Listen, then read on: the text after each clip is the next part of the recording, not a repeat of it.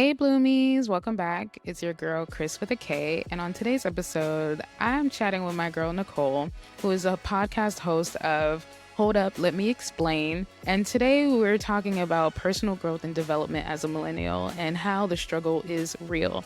Because honestly, how did we get here? The expectations and the pressure to achieve all of these different moments in life, but yet what we're being left to deal with is the ghetto. Like, how are we supposed to sort through trash in order to find the gold?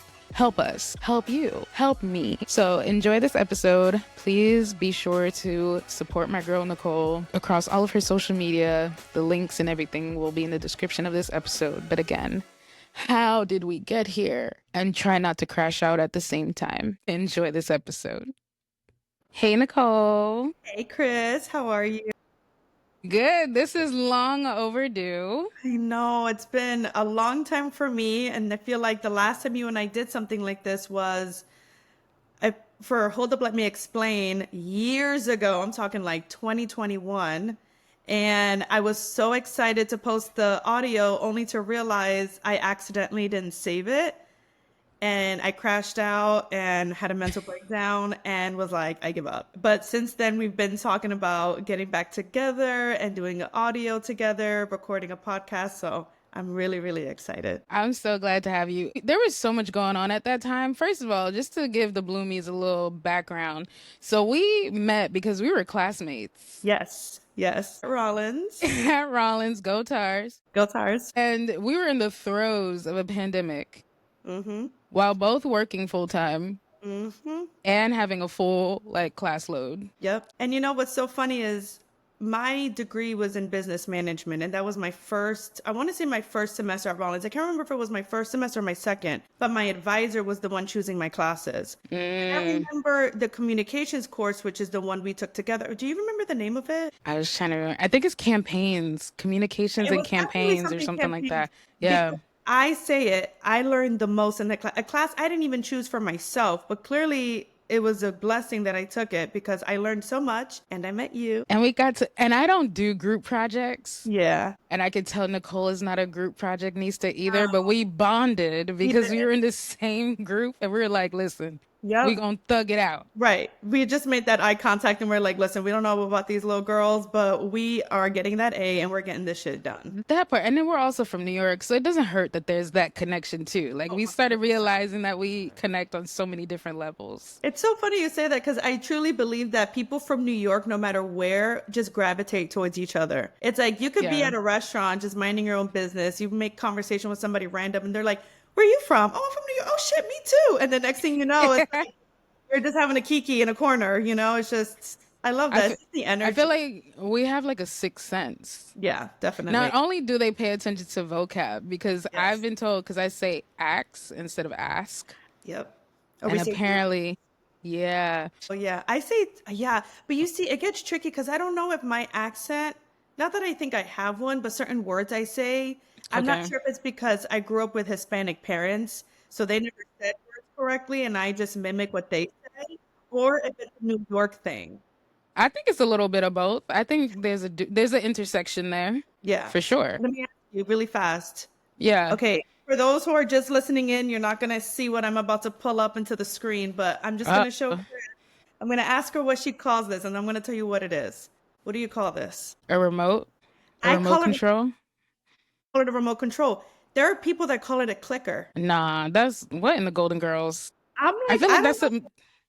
I don't know where that's from, but I call this a You remote sure? control. You sure it's not like a generational thing? Is it No. more of a regional thing? Well, here's the thing. Well, to be fair, I have a friend, she's from Boston, and she calls it a clicker. So it just depends what people call it. Like I call this a couch, but people call it a sofa. But I say again, you see, I don't couch. know if it's like a New York. I'm not trying to say that is a New York thing, but there's just certain things. Yeah, I think there are Certain specific little words. nuances. Yeah, Yes, that's the right word for it. Nuances. there are nuances. So yeah, back to our experience as full-time students and full-time employees. We were non-conventional or traditional students rather, because I was more of the hope. school program. Were Oh, you so was I. technically home? I I was don't know home. why I thought you had like daytime classes too or something. It varied, and I think a lot of it was because of the type of classes I took, because my class was a combination of Holt students and then just regular, Yeah, I like guess, traditional students. Yeah. that wasn't part of the program. But then again, I was business management, and so I don't know Okay. if that had anything to do with it because it was a broader major, perhaps. I'm not really Maybe. sure the technicalities, but I mean, my classes were never that early. I think the earliest class I ever had was like an 11 a.m. Girl, that was early. I was showing up to class for like 4. Right. And then having class at like 7, 6. Yeah. Do you ever Yeah, miss that it? was that weird. I miss it all the time. It gave us structure. I felt more inspired as a student. For sure. Today we're talking about personal growth and development as a millennial and how ghetto it has been Listen, that of an experience. Let me like bring it back a little bit. I graduated class of '07 from high school. If I followed the correct track, whatever that means, I would have graduated college 2011 would have been with undergrad, but life happened. The recession hit 2008. I'm the eldest, so then the expectation was like, so girl, about this job though, and working full time, about that, how we gonna figure that out? And right. then I just got caught up in working full time, and my goal, I think in the back of my head was, I'm gonna go back to school, I'm gonna go back to school, but I never quite, it didn't click for me. K through 12, I went to school because I had to, Right. not because I wanted to. The classes that I excelled in was English and literature and then all of the electives. Right. Creative through and through. However, being the 90s kid that I am, I was obsessed with a different world. So I always saw myself in college, more specifically at HBCU. For the longest time, I wanted to go to Clark Atlanta University. Yeah. Did not work out. So I always looked forward to that college experience.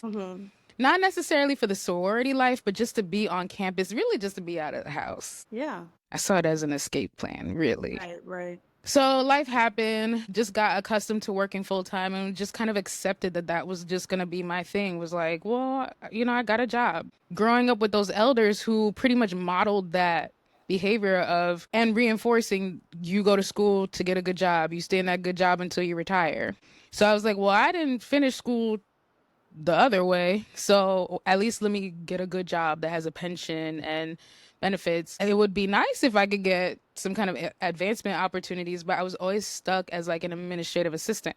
So if anything, stellar customer service, your girl can organize her ass off. Yeah. So it worked to my advantage, but there was growing frustrations because my purpose wasn't being met. Right. I love coordinating. I love planning events. I love anything where I get to express my creativity, whether it be visual arts or designing an event space or whatever. So I would try to find my way of tapping into that with any job that I was in. I would try to plan all the office parties, or when I worked at the schools, I would plan the school dances and things, but it just never quite felt enough. Right. Because it kind of fed into that culture of like you have your 9 to 5 and then you have your 5 to 9. Right. So I just became even more so a night owl and just stay up late because I just felt like, oh, the nighttime is my time to do what I want. Right. And then regret it when the alarm goes off. No, I know. It catches up to you. For real. So then fast forward, I've just kind of been working in that space and the ceiling was very apparent. I kept bumping my head against the ceiling of like, I don't want to keep doing this. I understand. And then, of course, you see all of these jobs where you're like, I can totally do all of these things. But the biggest thing was, well, you don't have a bachelor's. And I'm one of those people who thrives off of freedom and not having barriers. So it was just at some point it clicked for me. If you want to give yourself more freedom and more opportunity, clearly you need to go back to school and get your bachelor's. So at least you can push the ceiling up higher and you can try to figure something out. Eliminate as many limitations as possible. I went to UCF, though I thought I was mentally prepared to be back in school. And I was like, oh, I'm going to try online school. Failed. Yeah. Academic probation failed. Yes. Girl. Because I was so determined, but my motivation was more frustration. It wasn't a clear Right. motivation to go back to school. So then that happened, fumbled, got some more student loan debt for no reason. And then I was like, okay, let me take a little break. I know I want to go back to school. I got to figure out my why. And I've never quite understood that whole thing of like, what is your why? What is your why? It always felt so far-fetched and woo-woo. Right. Okay. Yeah. But it clicked for me. I've always wanted to have a real campus life experience. Mm-hmm. And if I'm going to go back to school this time, I got to do it for me and not because of guilt for not doing it the quote unquote right way right after high school or feeling the need to try to catch up in the whole keeping up with the Joneses type of thing. I really don't care about that. So I was just like, okay, I know all of these factors. It's very clear that online, no, I need to be in a small setting where I can be accounted for. Mm-hmm. I need you to be like, hey, over Okay. here. Pay attention to me. Lecture hall classes were beating my ass, Yeah. Nicole. Beating my ass. The fact that we only see this professor like once a week, everything else is done through the teacher's assistant. Mm-hmm. And we just take attendance by writing our name on a sheet of paper. And I've seen people write their friends' names on a sheet of paper. Yeah. So you don't even know who I am. And that's the thing. They didn't really hold the students accountable either when it comes to attendance. It's kind of like, hey, you want to be here, be here. If not, well, that's fine too. Just make sure you pass the test. But the problem with that kind of structure is you're not really setting up your students for success in that way, especially when you don't even have a good way of teaching them. Like, for example, my statistics class, because I did go to UCF as well. I did the whole go to Valencia for 2 years, and then I went ahead and transferred over to UCF. But the problem, well, not the problem, the mistake I made was back when I was at Valencia, I was given 4 electives to take. Technically, what I should have done was taken the prerequisites because I knew that I wanted to go into the College of Business, but instead I took study abroad classes. So I studied abroad to Italy. I went and did a summer semester, and I used 2 electives to learn Italian, which, girl, ask me anything in Italian, I don't know, and a cooking class. And I think the only thing I remember how to make was spaghetti from scratch. That's it. That's a flex. Don't sleep Listen, on that. I mean, I still got to refer to Pinterest once in a while, Oh, but yeah. I We all can need a still say refresher. that I learned in Italy. And then the second semester I studied abroad again. Then I went and studied international politics, and I went over to France and Belgium. And with that being said, I don't regret a thing. But here's the problem. At the time I got to UCF and I was ready to declare my major, I'm like, okay, ready to go into the College of Business. They're like, well, hold on. You need to meet the prereqs. You didn't take the prereqs at Valencia because those classes you did instead took liberal classes. So I said, okay, so what were the prereqs? It was marketing, statistics, accounting, and computer business fundamentals. Now, the problem with that is that those prerequisites are the same for like 17 other majors. So these classes were it was like 300 students, 200 students. My statistics class was taught in an auditorium where the professor was hooked up on a microphone with a huge projector. You couldn't ask any questions because you can't interrupt the class. If you show up to class on time, you're late. If you show up to class early, then you're on time, but it's a hunger game to get a seat. I remember one time I got to class on time, okay, and I had to sit on the fucking floor because there were no seats available. Keep in mind, we're learning statistics. Okay, that is a hard subject. Then you have a bunch of TAs with the superior complex because they've passed the class, and if they did it, you can too. And if it's too hard for you, then maybe you shouldn't be here because that's the fucking attitude they have. Class is finished, you have kids rushing out, new kids rushing in. There's a line by the professor waiting to ask questions that he has like 5 minutes to answer before he has to do the whole thing all over again. I mean, and then you're telling the students who probably have anxiety, who don't do well in crowds, who are feeling overwhelmed by the culture shock that is UCF because it's the second largest school in the nation. And Is it really? I did not know I that. think number 1 is the Arizona Phoenix, and I think that's just a technicality because it's an online school. But if you look at like scale in campus, UCF is one of I the could big. see that. It's a Now, big campus. don't quote me too much. I will hate for anyone of the listeners to Google it and be like, oh, this bitch is wrong. But I know at the time when I was a student, it was Yeah. considered the second largest. And I mean, hello, if you know UCF, you know for a fact it is a big school. Huge sure. school. Okay. And yeah, they don't set you up for success. And then imagine, like you think you're not smart enough for school because you're not learning as quickly and, and then girl, that's a whole other rabbit hole I can get into. And that's why I didn't finish. I too went on academic probation. And I remember thinking to myself, okay, well, first semester I didn't do so well. Maybe the second semester I do a little bit better because now I know what to expect. Same thing. Same thing Yeah. happened again. I remember the college business of fundamentals. It was one class. Okay. So technically one credit, right? Or 3 credits, but one class Yeah. divided into 2 separate classes where one of them was a computer class and the other was a lecture. One was taught by a TA, the other was taught by a Um, professor. And if you missed one class out of the two, then that was a complete absence. But it's kind of like, well, then you think, well, then fuck it. Like, and then the TA had a God complex. So like if uh, you were even 2 minutes late, he wouldn't let you sign in. So then it was up to you if you wanted to stick around for the lesson or not, but you were still going to be considered absent. And then you might as well just not go to the other class because if you already got marked the absence, might as well take the day off. But then you yeah. can't do that because you still need to keep up with what to learn. It was just, it's like, yeah, It's- it's just so, it's so sad because when I got kicked out, because I failed mm, my second semester, and they were like, well, it seems like you're not serious about school. And it's like, no, I am serious about school. It's just the learning environment it's impossible. yeah. But then, that's when I learned eventually through the years of, debating whether or not I should go back. I used to think to myself, oh my God, like maybe I'm not smart enough for school. And to reframe that mindset, you just have to say, no, this school is not right for me. That's the Yeah. bottom line because I went to Rollins and I finished and I graduated under the Student Business Council and I graduated with a 3.2 GPA. Bow, bow, bow, bow.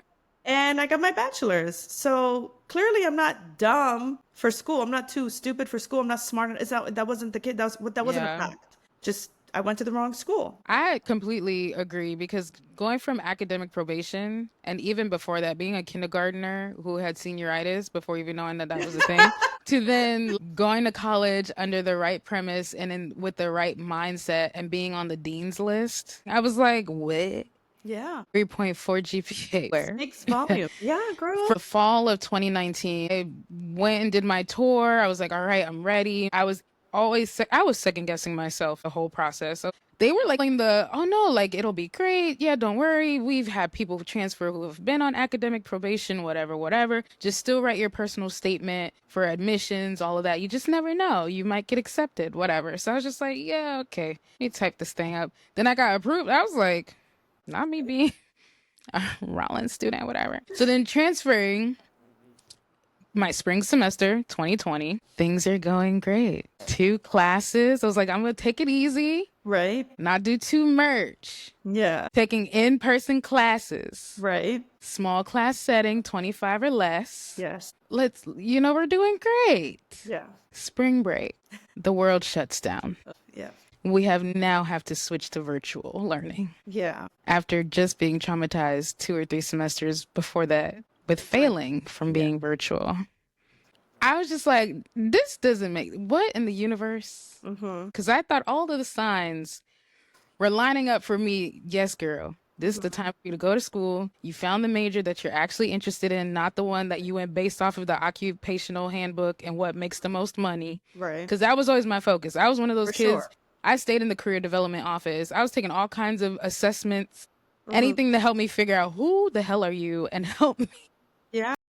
figure myself out. Okay. Right. Everything seemed to align and then boom. So I was like, this is a weird ass trick. Mm-hmm. And it was a blessing and curse because as much as the world was on fire, and it was, and there was we were so inundated with just negativity and just fears. Like we didn't know what the hell was going on. We were getting reports daily. People are losing loved ones. People are losing their lives. Like it was a tense time. And I say like having school to focus on really helped me to like zone out and stay focused. So as scary as things were, I was just like, well, I got a class to go to. I'm going to just focus for these 2 hours. It helped that I met these professors before, so I was already in that school mindset. But that was one of the best experiences of my life. Yeah.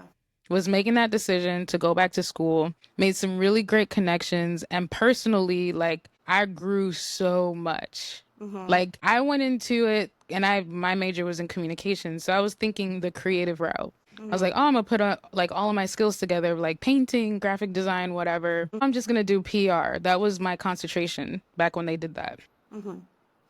Cut to 2023 graduation, and I'm fully invested in research. Excuse me? Research and theory application to communications. Like, what in the Steve Urkel? How did we? How did we get here? And I could literally like geek out about this shit. Right. Like, I can go down a whole rabbit hole. Like, I'm over here as if I was like a psychology student, just applying theories to real life scenarios. I was like, what you're going through right now is structuration theory because you keep doing the same cycles over and Right. over. And then Yeah. I'm just over here. I was like, wow. Like all of a sudden things started making sense. Like, and having that experience helped me to build that muscle memory because 3 years is enough time for you to kind of build that confidence and that esteem. And then Definitely. once you actually see the fruits of your labor, really, Right. of like, I think I'm getting this stuff as someone who's kind of, I've always been insecure as a student because I was just like, I'm just here for vibes. If I can get a C, that's Right. celebratory. I'm just trying to Amen. get by. I'm just trying to get an A, a C at most. Like, 60 or better. A D is dynamite.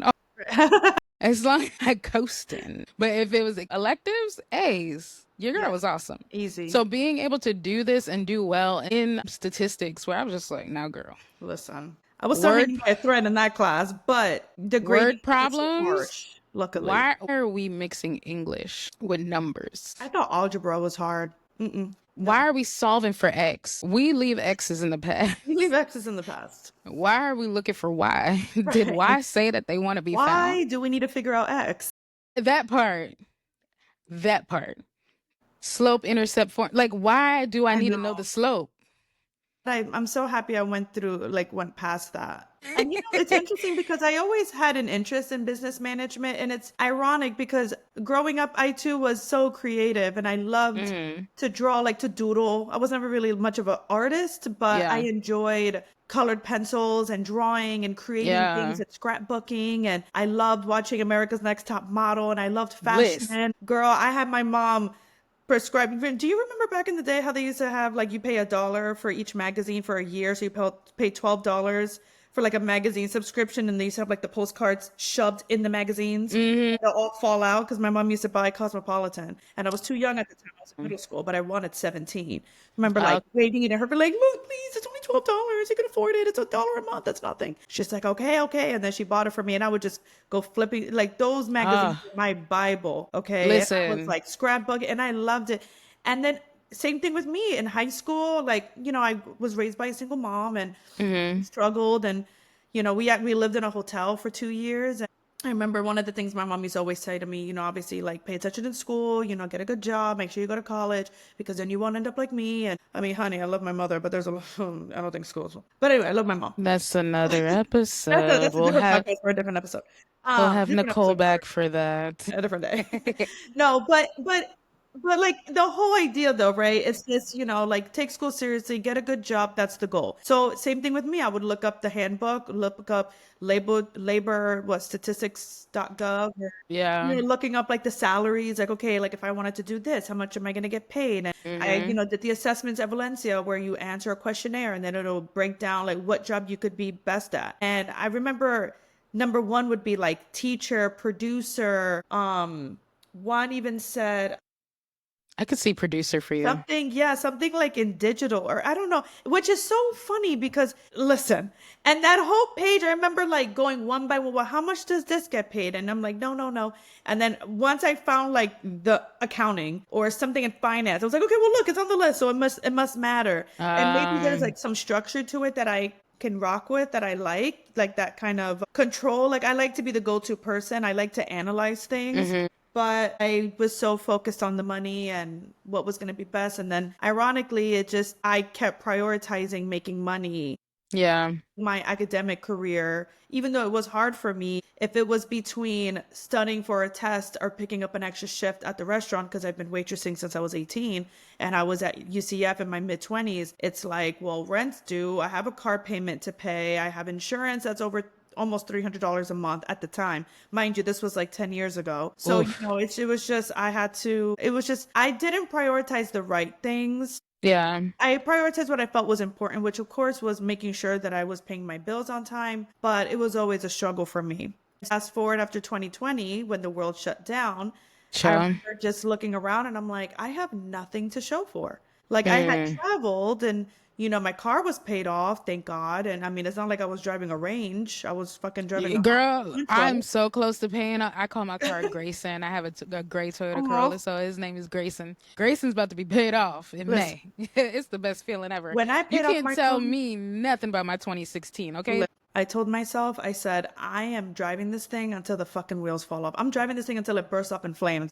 But no, but going back to the whole story. Yeah. So yeah, like, and then funny enough, after, COVID, I'm like taking a look at my environment and I'm like, so I got to do something. I got to go back to school. I got to try. And then I still wanted to do business management, not so heavy on the finance sector, Mm-hmm. but just something that could at least guarantee me a job. Yeah. And because I loved the creative space, because at the time that's when I started the podcast and I was always vlogging on YouTube and I always Yeah. like to have fun on Instagram and I still enjoyed that. And then finally, it wasn't until I was about to graduate where I'm like, okay, you know what? I want to be in digital media. I want to be in marketing. I want to be in something with like anything that's like data analyst. Yeah. I'm starting to do that now at my job and I truly enjoy it because it's Hey. rewarding. Because, like, just for the listeners, what I do now is I'm a social media manager for a Disney restaurant. And I've been able to prove the success of what social media has done for our sales. But part of that is having to analyze, okay, well, what were we doing before? How were we promoting things before versus now? And how is social media proving that it's actually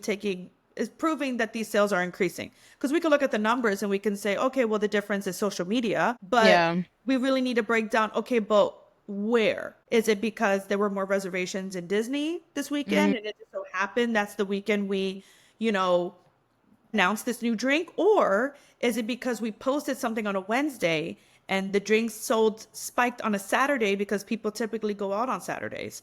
Like, Yeah. well, how can we really prove it?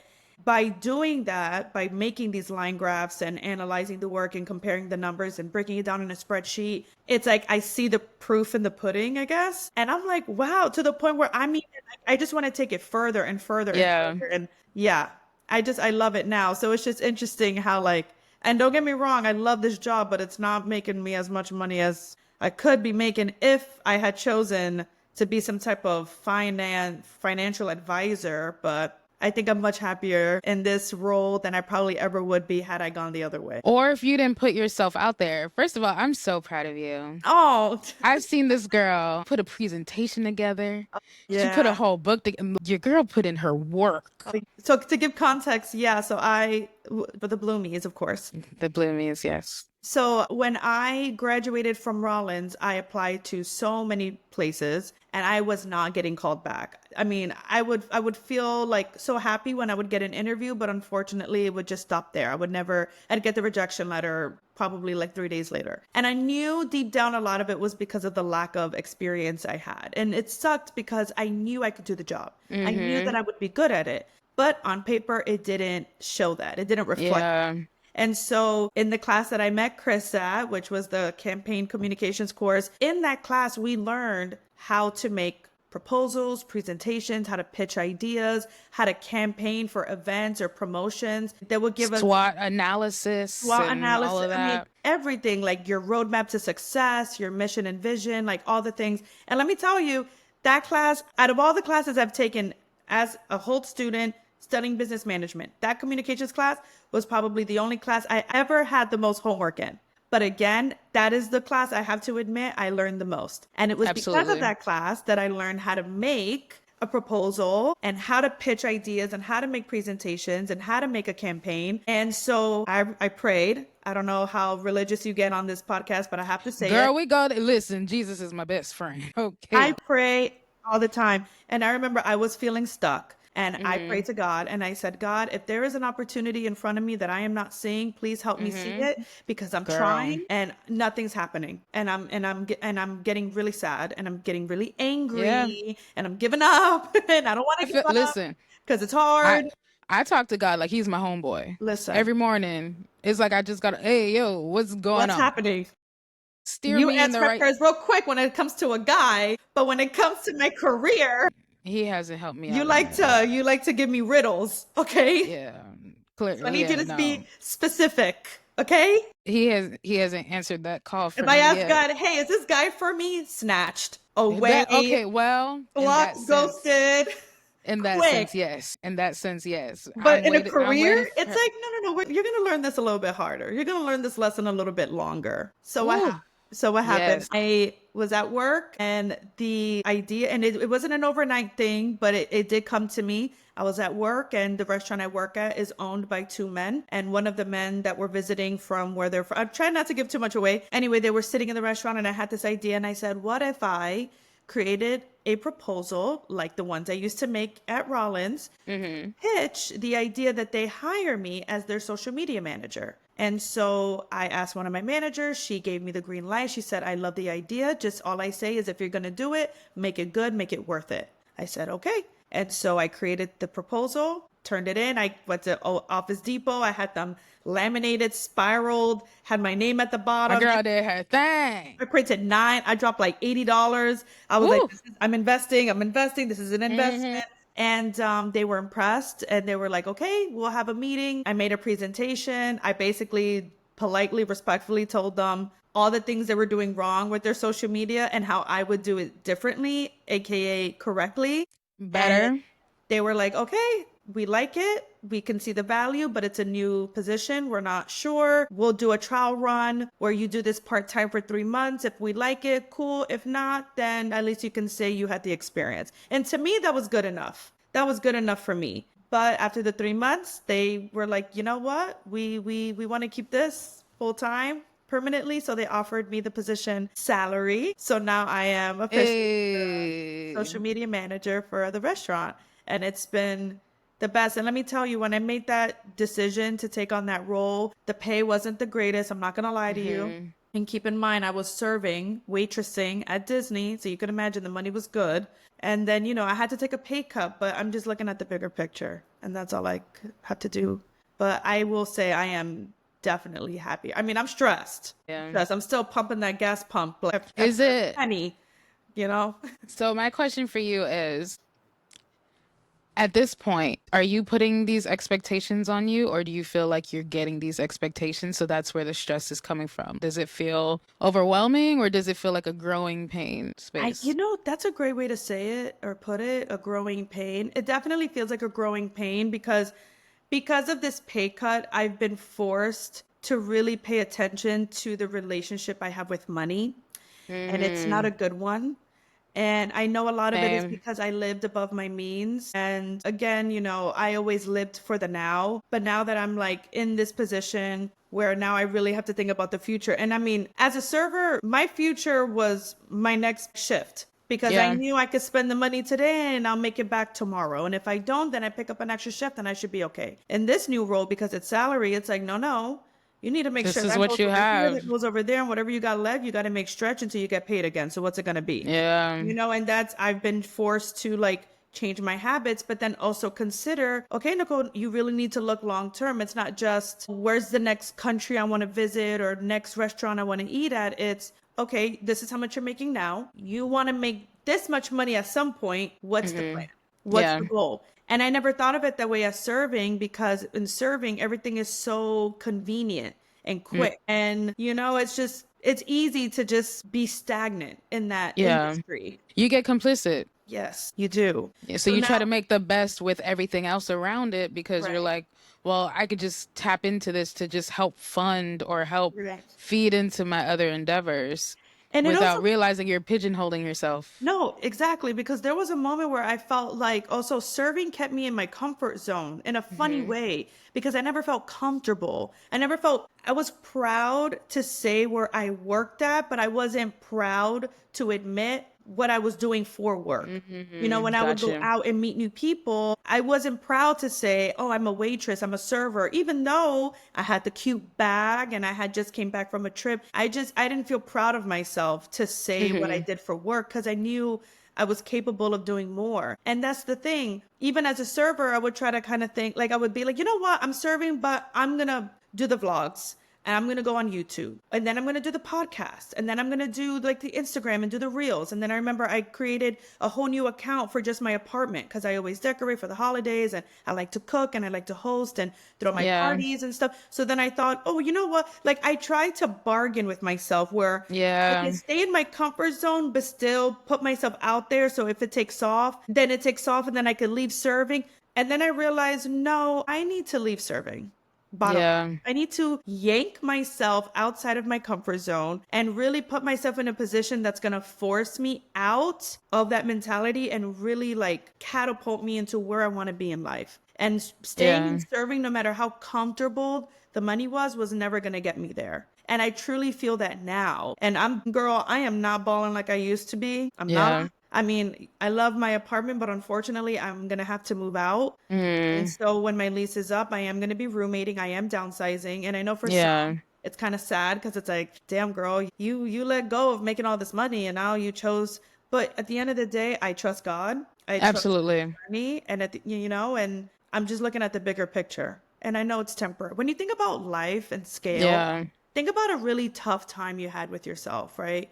You think, damn, I remember I was going through it. I was depressed. My job was testing me. I was having a fight with my sister. My money wasn't looking right. Everything was breaking down. My money was Yeah. going everywhere. I didn't even have money for fucking Starbucks. And you think that was a really tough 2 months. And then you Yeah. get yourself out of it. And then you think back and you're like, well, fuck, it was a tough 2 months, but it was only 2 months. That's Yeah. how I need to look at this. Like, you know what? It's a little bit of a struggle and I'm taking a pay cut, but by scale, what is it? A year?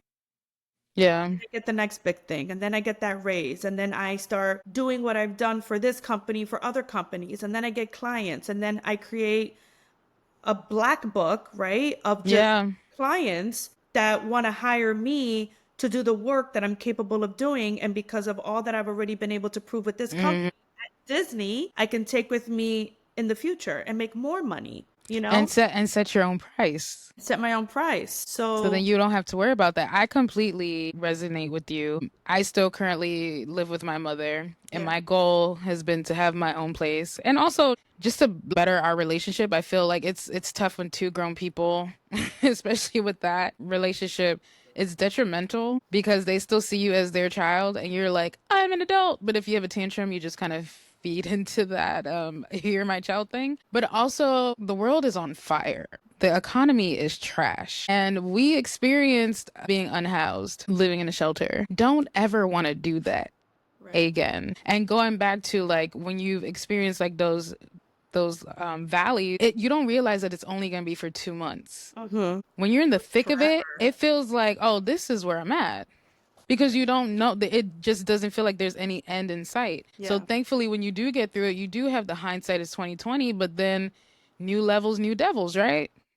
So, so it's Very like, true. New levels, new doubles. I it's am totally like, taking that with me. I'm go saying, ahead. I heard it from somebody, child. I'll give them credit. But it's true because when you look back and you're like, well, I overcame this, so I overcame that. When in the thick of it, I couldn't figure out for the life of me how I was going to go through a whole day of work, try to get the right mindset to go to class, be in class all that time. Oh, then I have 2 papers due by next week, and they have to be X number of this. And all of these things while also working at a job where you're not getting paid what you should based mm-hmm, off your skills and abilities, but mm-hmm, because it's a stable job and things feel so unstable around you, and then also dealing with like the struggle mindset and other foundational issues from childhood and just not feeling settled. So I relate to you in that way, and I would try to fuel my purpose because there's still that yearning of like, and I talked to my therapist about this too. Like I have this, I don't think it's irrational, but I have like this big picture of what my life looks like. And I see myself there. It's the work to get from here to there where you lose me. It's too many steps. I'm like, oh,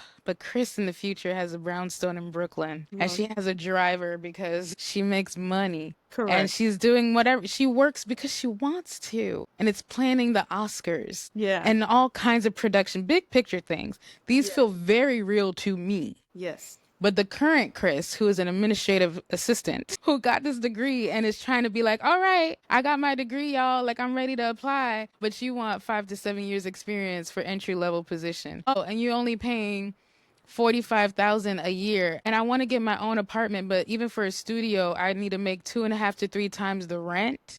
And here in Central Florida, the base for a studio is like $1,500. Yeah. Yeah. How am I gonna do all of that Right. while also trying to get into my soft girl era because I deserve, Correct. and I want to keep my nails done, Listen. and I want to keep my lip gloss Yes. and these wigs. I haven't named her yet. It's okay. It's beautiful. Thank you. While trying to find a man who's not gonna play in your face when all they do is play. Girl, that is a whole other episode. Like how Because I have was notes on that please topic. do. Because so how are we supposed to balance all of these things while living in one of the worst times in the timeline, apparently? Yeah. Like the millennial struggle is real. Yes. So you're trying to, it just feels like a constant, like, hurry up and wait. Right. Hurry up and wait. So we're being told that we need to be like previous generations. By this age, you would have already got into your career. You should own a home. You should be looking to plan a family and all of these things, like all these expectations of where you should be, all of these markers or quote unquote statuses of success, where it's like, I'm doing this because I've been told that I have to, but the core of who I am is like, this was like some bullshit. So like having to, and then realizing like I just started feeling depleted because I was pouring from an empty cup.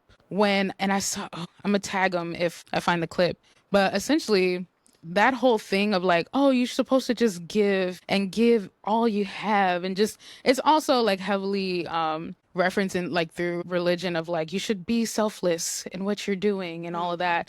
Actually, being selfish is for your betterment. Being selfish can also be a highest form of self-love. That part. And it sounds toxic if you don't give it Because but people it's true, use it though. wrong. People No, use it's it true. They use wrong. it wrong. And Because that guy, he was saying real quick, like he gives people the overflow of his cup. That's what we weren't taught.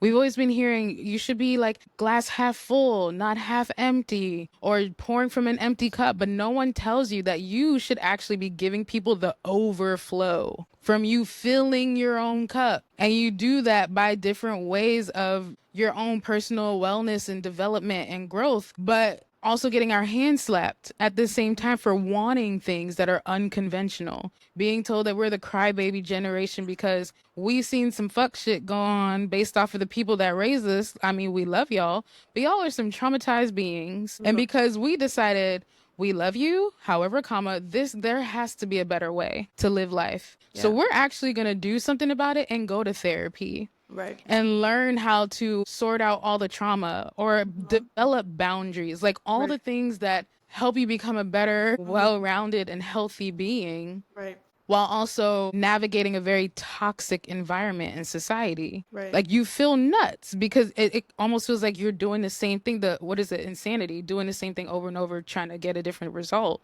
Right. But then you're doing different things and you're still getting the same results. So you're like, is it them or is it me? Something's not clicking. And how do we survive while we're in this space? So how are you? And I live vicariously through your travel posts. I'm like, oh, where we going next, girl? Keep posting to the stories because I'm right there with you. I got a passport and ain't got no stamps, but I stay ready. Because that book is good for 10 years, amen, before we renew it. Listen, we need to do so much together. We really do. We need to. And if we can get a sponsor. Listen, we will take some donations. No, it's funny because in the topic of like, do millennials have it easy? The answer is no.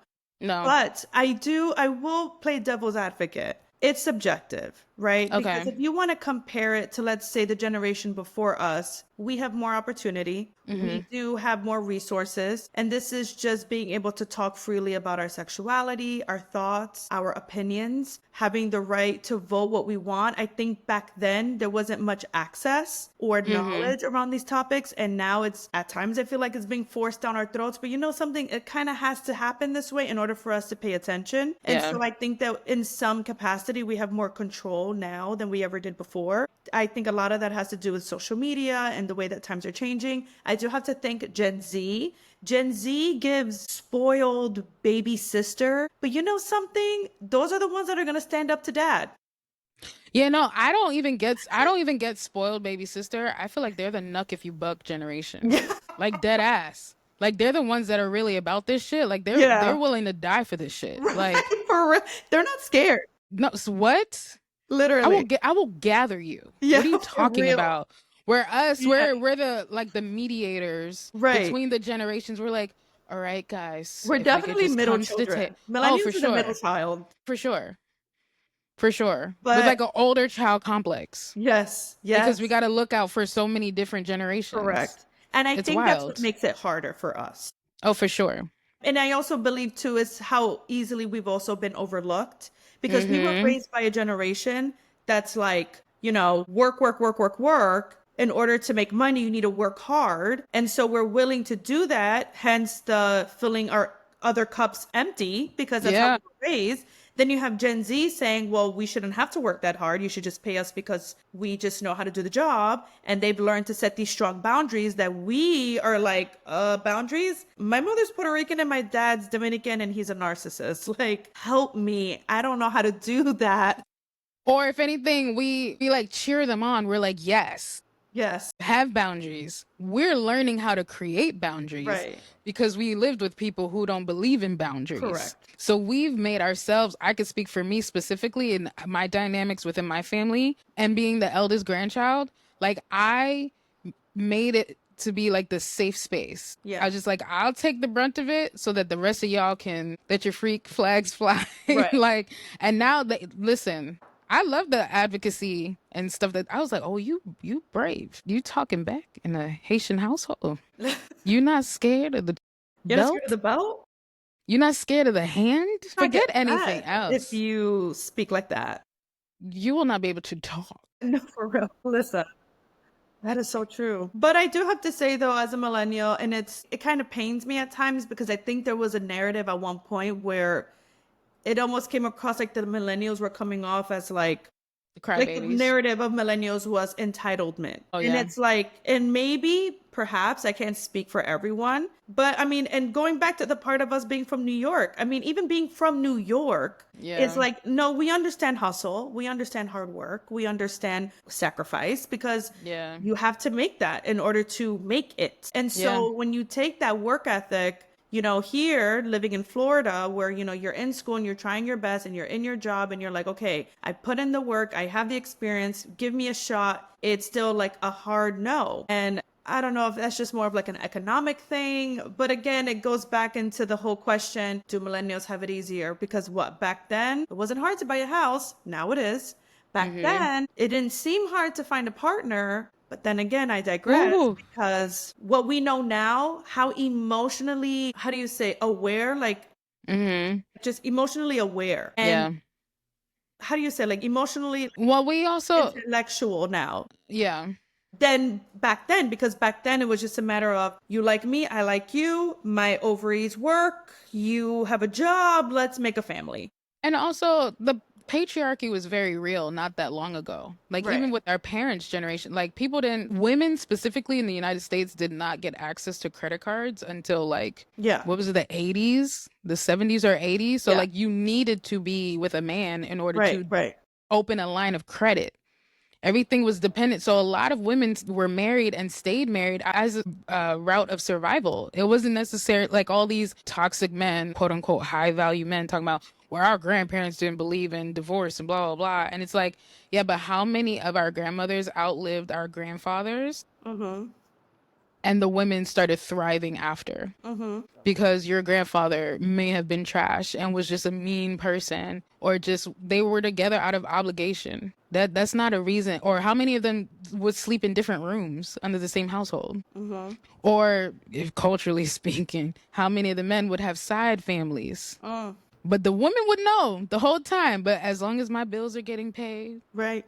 and I'm gonna keep this house and we gonna look put together. Right. I'm And gonna it's not until go away. somebody passes that you find out, oh, that was actually my half brother from a Mhm. couple blocks away. So much toxicity Yeah. as a means of survival because that's just how things were. So for us to have, and most of us millennials lived in multi-generational homes, so we could see the bullshit. We Mm-hmm. may have not been able to call it out or feel safe that we could call it out, but we were aware enough to be like, that's not what I want for myself. Like, I'm allowed to want better and I deserve to want better and I can have it. Yes. I think a lot of us are working to get to the oh, and I deserve, or and I can have it. We're good at calling things out and seeing what we don't want, but we tend to fall into those traditional routes because that's just the upbringing. And Mm-hmm. then whereas I feel like Gen Z is like, nah, fuck all of that. It's either what I want or nothing. Correct. So that's that weird dynamic that we're trying to balance of like, ooh, what y'all doing down there, Gen Z looks, that's what I want my life to be. Yeah. But here we are in our 30s, and we're being told that while we're holding on to every drop of our childhood because we were the last generation to really have a childhood before the Right. phones and the iPads and all the things. Mm-hmm. We played outside. So holding on to those nostalgic vibes. And at least for me when it comes to dating, I want the these R&B romance. Yeah. I want a man that's out there in the rain crying for me. Okay. With the Ray boombox. J singing, "If I had one wish." It's always them in the fucking rain. Give me genuine. Do I you don't remember want Omarion? I think was it in touch. You Got Touch. Served Yeah, when girl. he's like crying and he's like Yeah. slow dancing and shit with his shirt off. Give me music soul child. Okay. Give me Common. Yeah. Give me old school hip hop love. Tyrese Okay. before Fast and the Furious. Before things went left for him. Yes. Yes. That is give me 112. You know, I'll Give even me take it. Jagged You know Edge. what? I'm gonna shift a gear. Okay. Justin Timberlake, but the Yes. first Justified. That album, very nice. I still No, listen to yes. it till this day. He was in his Senorita? he was Yes, that was like, cutie pie. it was given. Oh, okay. Hey, Justin. Oh my god. Oh my god. He cut the curls off. Okay. You was kind of He's like a fine. dick though, like in real life apparently. Like he's not that great. He's not that great of a person. And then after you learn about what he did to Britney and like Oh that yeah. whole setup, like that whole narrative, like she was the cheater and that like did wonders for his career but damaged her reputation. See, and then that's what we're left to deal with. Right. Which is Because why I yeah. have to say, Chris, as much as I want the 90s love story, Yeah. that just goes to show how well they marketed it. Yeah. Because when you really look deep under the surface of these men and the Oh, people, garbage, you're not garbage. wrong. You're not wrong. So you're like, and Listen. then you realize it's just the idea. It's just the Yeah. fantasy that we're holding on to. Give me fantasy. Because there was a I long time want where I thought I wanted Will Smith and Jada Pinkett Smith's love story. And then you learn years later that's so toxic. But they did a great job. I don't know. I kind of want Boris Kojo and Nicole Ari Parker. Love. Those names sound really familiar. Who are They're they? the very attractive couple. It's so frustrating how attractive they are. They met on the set of Soul Food, the TV show that was the spinoff from the movie. If I see Fine a as photo, hell. I feel like I would know. Oh, for sure. And even their children are beautiful because they usually say, two beautiful people can't make beautiful children. They are Correct. the anomaly. No, their children are gorgeous. Like, it's very frustrating. But in terms of romance, like, I want brown sugar. Don't give me love and basketball. Okay. So, nah, that was the wrong. Give me the goods. Don't. That was hate in basketball. That man did not love her. No, it was terrible. So, that's been my thing, was like going back to cult classics and like watching it as an adult. Same Right. thing with Girlfriends. Oof. Oh, I loved it. I was way too young to be really watching that show, but I was like, oh, I want to It's be a the great Joan. sitcom. Yeah, I want to be the Joan of the group. She's a professional and she has the home and she's kind of like the mom of the group. So like everybody comes to her and she hosts, and I could see myself doing that. And then I watched it once it became available for streaming, and I was just like, oh, girl. Toxic. Because their whole thing was like, oh, they're approaching 30s. So this is where they should be by their 30s. And I felt a lot of that, like approaching my 30s of like, damn, I'm still over here dealing with financial insecurity. I still don't understand credit. I think the whole thing is stupid. I wish if I'm gonna just play lotto and hope that one of these numbers hit one time. That's all I need. And then kids, do I even want children? I don't know. That is But also who tells me this? conversation. And then, oh, you got to figure out freezing your eggs just in case. These are very adult decisions that I was not ready to get there. How did we get here? How are we the new adults? I still need an adult to Yeah. help me make adult decisions. It's so interesting because when you think about the generation before us, Mhm. all of the parents are young. Yeah. And then you look at our generation and like There are so many of us that become like the quote unquote older parents. Yeah. And it's funny because in high school, whenever like, you talk to your friends and you're like, I want to have 3 kids. I want to have 12 because you don't know any better. I remember Yeah. I used to always say like, no, I want to have kids by the time I'm 35. To me, that felt like a safe age. I had always said it. And my friends would always be like, oh, you're going to be an old mom. And I'm like, I don't give a fuck. Because I Okay. always Look at knew you, I wanted. progressive. Listen, I knew I wanted to travel the world. I knew I wasn't ready. It didn't matter. I did date one person that I really considered. I was like, you know what? I could see it with him because I really Yeah. cared about him a lot. And you know what? Blessing in disguise, it didn't work out. Yeah. But even still, after I met my ex, because I was with my ex for 6 years, that was someone that I was with, we had talked about it, but even still, I was still kind of adamant about, like, I still want to have kids by the time I'm 35. And we had been together since I had just turned 25. I'm 32 right now, turning 33 this year. And I'm still like, no, 35, 35. Now, if I become 35, do I still want kids by then? Because listen, you ask me right now in this moment, do I want kids? Yeah. The answer is I don't know. Some days I do, some days I don't. I truly think that by 35, I should know because then by then I would probably want to have them because I always imagined myself having them at that age. Okay. But I don't know. Some days I'm like, yeah. And then other days I'm like, I don't mind just living my life like the way Yeah. I want. It's weird because I feel like used to say that I wanted kids because that felt like the socially acceptable answer to give. And pretty much the expectation as a woman is that you should have the desire to have kids. Hmm. But again, being the oldest, I feel like in a lot of ways I've already exercised that maternal instinct. And there's so many ways that you can be maternal without giving birth to your own children. Hmm. But there was a weird period, like towards like my late 20s, the curse of hormones, where I used to have baby fever all the time. Really? Yeah, like I would see a post about babies and be like, oh my God, I can see myself doing that. Nah. But it was only babies. Because in real life, when I would be like at the store and I hear a kid like having a meltdown, I was like, You're like, oh no, hell no, no, thank you. get thee away from me. But we have a lot of growing to do. Yes, We we. have a lot of personal development to do. We're having to sort through a lot of garbage to find gold. Yeah. Have you found any? I think me stepping into this new job, and Okay. to me, that's my goal for now. And I'm Okay. very proud of myself. I'm proud of myself and my faith because I trusted God when I asked Hmm. a question, like for guidance. And I truly feel that that was answered and I followed that instinct. And for that, I was rewarded, and I mean, there are sacrifices I'm taking, right? I'm taking a Yeah. sacrifice and a pay cut and moving out of my apartment, which symbolizes so much for me because with this, Yeah. I got it right when I left my ex and, I decorated it how I wanted and I had my parties and I did my dinners and, everything in this apartment reflects who I am. And it's just whatever I feel in my heart and in my brain, I feel that it's a reflection of that in my space. I've created For sure. a beautiful, safe space for myself. And to have to like pack it all up and put it in a storage unit and then now cut my costs. And, it feels like a stab to the ego. Hmm. Ego, it's pride, it's a lot. But in the same way that I trusted his guidance in this one area, I can trust it in this other area. And I just have to stay firm with that, even no matter how upset it makes me. But going back to the gold, I truly feel that me getting this job and in the way that I got it, the way that I Hmm.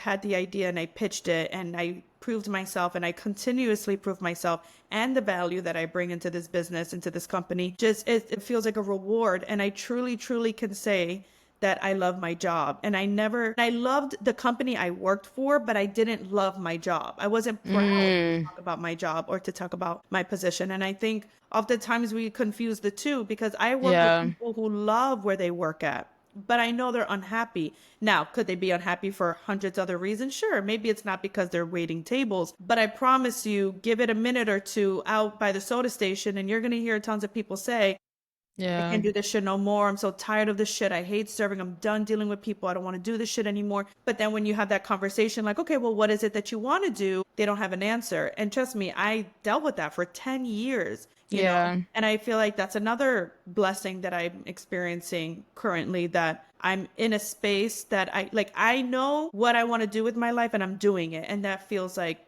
gold to me. Now, Oh, that is for sure. all That's the other beautiful. things that follow, like my relationship with money, my relationship with Hmm. myself, generational traumas, financial insecurities, all of that, all those other elements, I'm still trying to navigate and work through in therapy and Yeah. journaling and praying. And again, that's another episode for another You're doing day, you're doing the work. You're you doing the know. work. But the gold, yeah, definitely in my career, and that feels like such a reward. Oh, I love Yeah. that. And listen, I understand that feeling of you finally reached this place, but better is on the horizon for you. It's a temporary change, and who knows? Anything could change at the last moment before you even Yeah. have to pack stuff up, child. You never know. Right.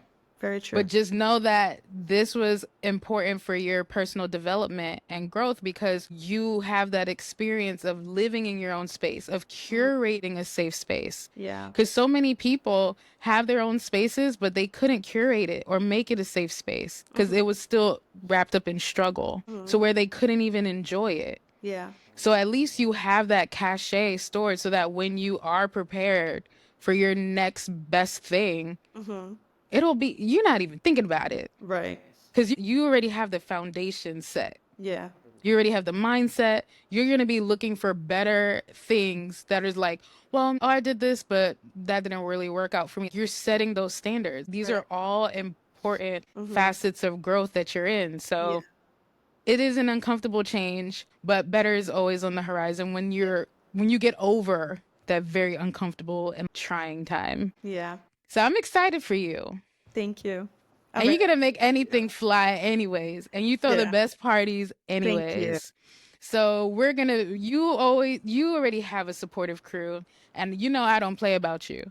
Thank you. So I love you. we're gonna celebrate every chapter that we at. That's Okay. it. And we're gonna keep digging for gold together. We're not gold Correct. diggers per se. Oh, I We're am. gonna oh, okay. Okay. If he doesn't have Self-awareness money, is I don't key. want it. That part. And if that makes Self-awareness me is a gold key. digger, then I guess I am. Well, I'd there rather it be called is. expensive than cheap. Okay. Ooh. Yeah. Oh, that's a quotable. I love it. So tell the Bloomies where they can follow you. What do you have coming up that you want them to know about? So I'm not gonna lie, Chris, being here recording with you has filled up my cup so much. I feel Yay. so happy. I feel heard. I feel so connected to you because we've done the thing together that we both love so For much. And sure. that brings me joy. And so I'm going to tell you my podcast, but I'm telling you right now, I'm feeling so inspired. Like, I'm off on Monday, and I think I'm just going to hunker down in my apartment and just record like 12 episodes in one sitting just so that I can push them Do out it. there. But for those who are wondering, you can find me at Hold Up, Let Me Explain. You can find me on Spotify and Apple Music and any other audio platform you use to listen to podcasts, or you can find me on Instagram at Nicole Asev, where I post ridiculous stories. I treat my stories like my close friends. Like, I will post things on my Uh, story and people will DM me like, did you mean to post that on your close friends instead? And I'm like, no, I want everybody to see the buffoonery that I have to deal with. And so it's just fun for me. I love a reaction, a positive, funny reaction. But yes, you can find me on the podcast at Hold Up, Let Me Explain. Or if you want to be friends on Instagram, you can find me at Nicole Asef. all right, you heard her. I love it. Correct. Thank you so much, Thank you, Nicole. honey. I Love love you. you. Thank you so much for listening to the Blooming Lately podcast. I greatly appreciate your love and supporting your time. Please be sure to follow me on TikTok and Instagram at Blooming Lately Pod. And also rate, comment, subscribe to whichever platform you're listening to this show. I greatly appreciate it. Talk to you soon. Bye, Bloomy.